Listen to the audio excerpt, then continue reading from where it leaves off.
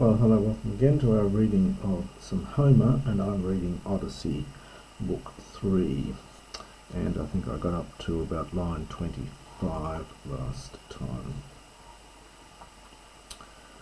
And I won't read through the Greek, I'm just going to translate it to save a bit of time, and also because my pronunciation probably is not going to be very good, nor the meter.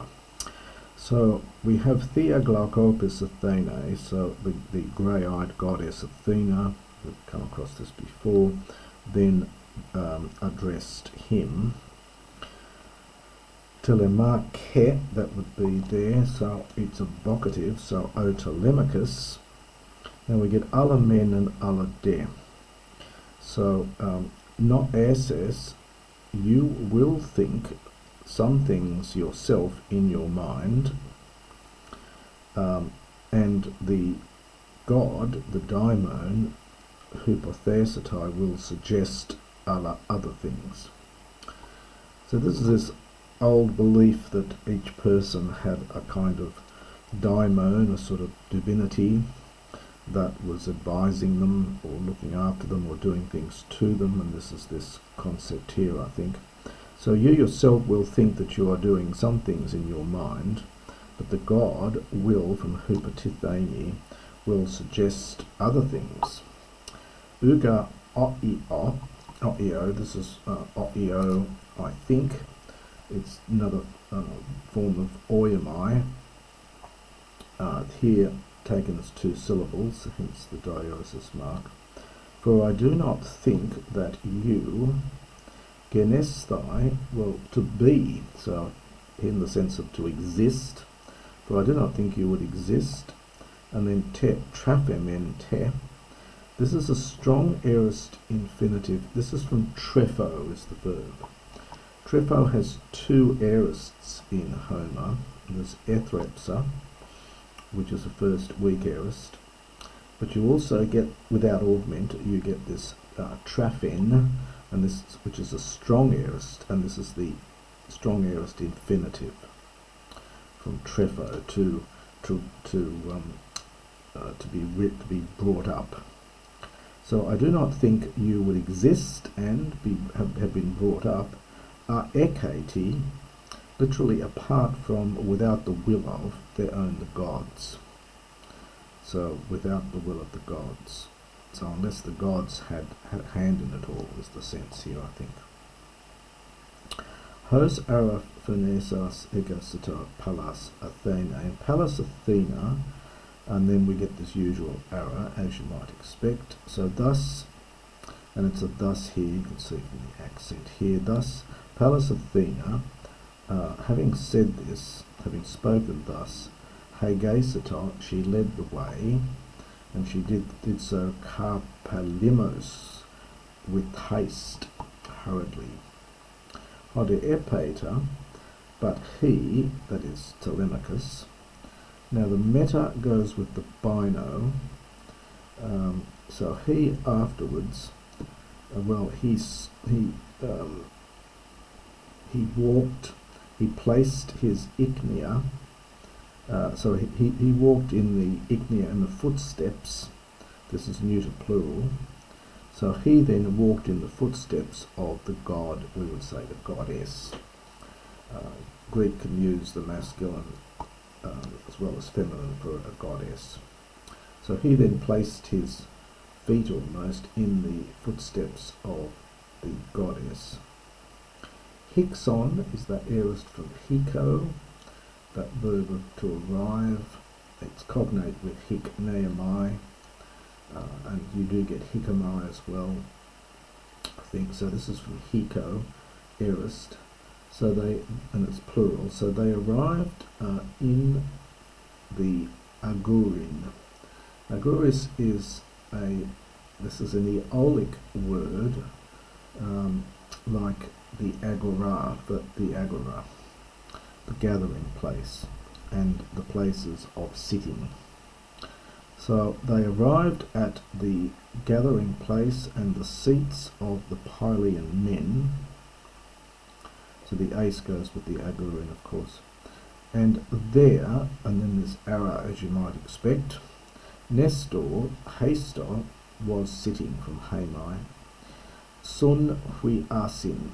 This is a third declension noun at this stage, and is in Attic Greek. In later Greek it becomes a second declension, you get huios. But here it's third declension dative plural. So Nestor, as you might expect there, was sitting there with his sons, amphihetiroi. Now the amphi here is adverbial, I think, so round about the hetiroi, the companions, his friends, en tu nominoi, this will be middle here, to prepare. So his friends, we were to say were preparing, but it's a participle. This is de ta, as an alpha elided here from deus, meaning a feast. So they were preparing, they were doing three things. They were preparing a feast. Optone is, they were, it's an imperfect from optao, it's an alpha contract verb. They were roasting kriya, meat, and they were eperon ala. Eperon is used of piercing, putting things on a spit, much like the modern souvlaki. So they were putting other things on the spit. And we get a nice threefold riser here, which Greek likes and Homer likes, doing the three things. They were preparing the feast, they were roasting the meat, and they were putting other things on a spit. Hoide hos xenus idon, but they, when therefore idon for Adon, they saw xenus, the strangers, athroi elthon hapantes, all of them came all together. So they all came together, and so we get a te and a kai. So this is from aspasdomai, to greet. So they greeted them with hands. So in other words, they greeted them, they shook them by the hand, they greeted them with their hands. Kai anogon, this is from anoga, and it's a verb meaning to bid. It's it looks kind of perfect in form, but it's present in meaning, and this is just a past tense here, I think, an imperfect. And so they began to bid them, hedria asthai, to take a seat, to sit down.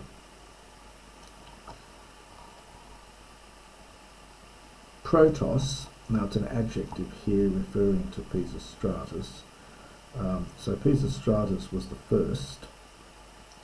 So we would say, we'd make this into an adverb in English. So Peisistratos, the son of Nestor, was the first one, having come enguthin from nearby, and Hele from Hyreo. This is the aorist here without augment. So he took the hand of both of them, of the two of them, that is of Telemachos and Mentor, who's really Athena. So he took the hand of both of them, and Hydrusen, he seated them, para daiti, this is this noun we've had before, beside the feast, this is the dative, and then in koesi malakoisi, malakoisi, this is a verb meaning soft, and this is a third declension noun, it's a dative plural here, so in soft fleeces. So in soft, woolly fleeces, so it's very comfortable. Epi, psamathois haliesin, on the sands, and then this is now an adjective here, besides the sea, literally the salty sands. So on the sands beside the sea. Para, now para for para, and we get a te and a kai. So he gets them to sit down beside his Peisistratos, his brother, Thrasimedes, this is the name of his brother. So beside his brother Thrasymmedes, kai patera hoi. Now the hoi here is that personal adjective. So it's his father. And of course it goes into the dative because it's agreed with parteri. It's a personal adjective. It's often listed in the dictionaries as hos, but it's not the hos, the relative. This is the personal adjective. So, and his father. So he seated him beside his brother Thrasymmedes and his father. Do kedera, he gave then accordingly moiras, portions, parts or portions here, not fates, can mean fate, but here it's just portions. Splanknon of the innards. This is the well, often refers to the liver and the innards. That's the word I want here. He gave them portions of, well, I'll just say innards for the minute, and now the N goes with the keo. This is aorist from keo. You get eq, well, normally with a sigma, but not here. So he poured wine into the golden, this is the dative from depas. So it's depai, and it's got a diaeresis, so it's two syllables here. So he poured wine into the golden cup. Depas is a very interesting noun because this noun appears in linear B. It was one of the words that they used to convince themselves that linear B was indeed Greek, and depa is a word that occurs in linear B. It's a very old word. Entrails is what I was trying to think of here. So he gave to them portions of the entrails and poured wine into a golden cup. De diskominos, this is a lovely verb, de diskomai. It's connected with de knumi, meaning to point, and it's exactly like our word to toast somebody. So it meant to point the cup of wine towards somebody as a gesture of welcome. So it's exactly like it, really, in some ways, just like our idea of to toast somebody. So it's pointing this cup in their direction.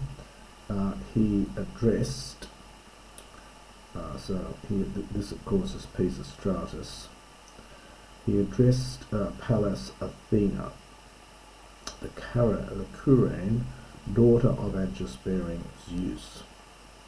Now, of course, Homer's very clever here because he doesn't know, of course, that this is Athena, but he shows due respect for her first, she in the form of Mentor, because as well Mentor is the older of the two, and so therefore he both is showing respect, speaking firstly to and welcoming with the cup, toasting firstly to Pallas Athena, because in the guise of Mentor he is the elder, but also because we know, the audience knows, that it's in fact Pallas Athena. So it's quite a sweet little idea there. Eukio nun o xene. Pray now, O, this is an imperative from euchomai, uncontracted. So pray now, O stranger, to Lord Poseidon. For molontes, this is an aorist participle from blosko is the verb, the aorist is emolon, root mol, and this is the aorist participle. So having come here, ein teisate, from antao, you have met with, the daites is a genitive, you have met with the feast of him, that is, of Poseidon. So the two is referring back to Poseidon. So he says, pray, O stranger, now to Lord Poseidon, for by having come here you have met with his feast, a feast in his honour. Ater, but epane, it's epe plus an, I think, but whenever space ace, aorist subjunctive from spendo to pour a libation. So whenever you have poured a libation and you have prayed, again from euchomai, second person uncontracted, which is themis, which is the custom, literally which is lawful. Themis is a hard word to translate. It's got the sense of custom, but it's much stronger than that. It's the right thing to do. So that might be a good way of translating it. So, but when you have poured libation and you have prayed, which is the right thing to do, dos, imperative from didomi, so give also the depas. Now depas is a neuter, it's tot depas, so this is the accusative here. So give also then the cup of honey sweet, meli plus the haid root from haidamai, of the honey sweet wine, tuto, to this man. That is, this is referring to Telemachos. So he's giving the cup firstly to Mentor / Athena. It says when you've poured libation and you've prayed, which is the customary thing to do, give the cup of honey sweet wine then also to this man, Telemachos. And then we have an epexegetic infinitive here, space I, aorist infinitive from spendo to pour a libation. Epe, since now kai tuton I amai Athanatoi siukesta. So since I think also this man, that is Telemachos, well, we get an infinitive, it's something like should pray, since I think also this man should pray to the immortals. O-E-M-I, we had O-E-O above, this is just the middle of the same verb, and it's got the diaeresis mark there as well. Since I think he ought to pray to the immortals.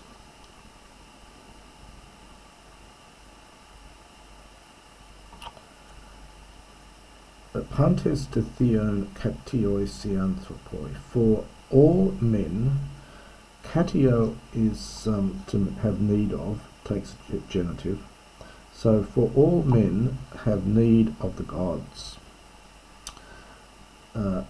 Allah neoteros estin, but he is younger, homelikiae, of the same age, it's from homos and the helikia root, for he is equal in age to me myself, so emoi out2 for m out2.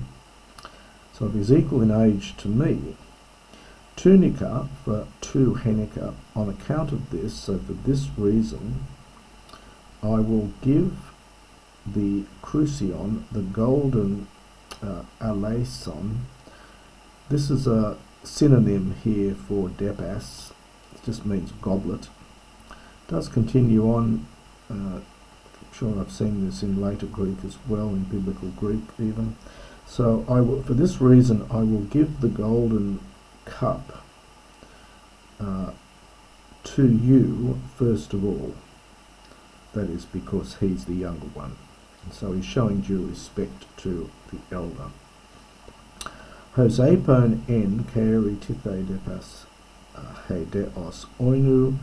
Having thus spoken, he places the, well, it's present, historic present, he places, it could be imperfect here, so he was placing, probably is more of an imperfect, he was placing the cup of sweet wine in kaeri in, well, it's her hand because it's Athena.